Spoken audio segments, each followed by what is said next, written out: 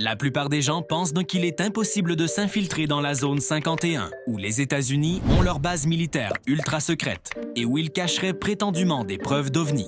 Mais un homme nommé Jerry Freeman est devenu la seule personne à s'être publiquement infiltré dans la zone 51 en utilisant une stratégie qui a déjoué l'armée américaine. Jerry Freeman a commencé son périple de 160 km aller-retour dans la zone 51 en avril 1997. Partant tard dans la nuit près de Beatty, Nevada, et se dirigeant vers le nord-est, dans la zone restreinte de la zone 51. La mission de Jerry pour ce voyage était de trouver des traces des 49ers disparus, ces chercheurs d'or qui ont traversé l'Amérique au 19e siècle.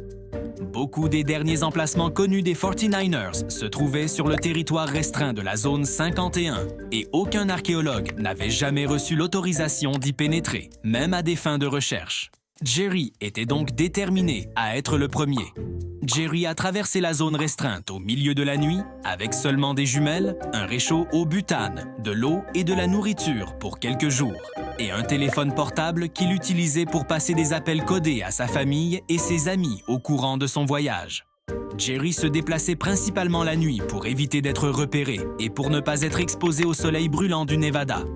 Son objectif était d'atteindre Nelson Canyon et Papu's Lake, où les 49ers auraient autrefois séjourné.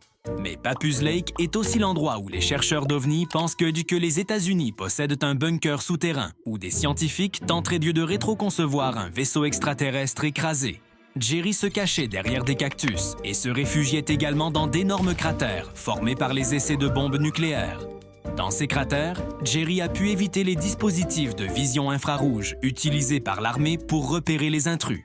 À mesure qu'il se rapprochait du lac, Jerry a commencé à remarquer des choses de plus en plus étranges, comme des vibrations dans le sol sous ses pieds et aussi un énorme vaisseau échoué dans le sable du désert.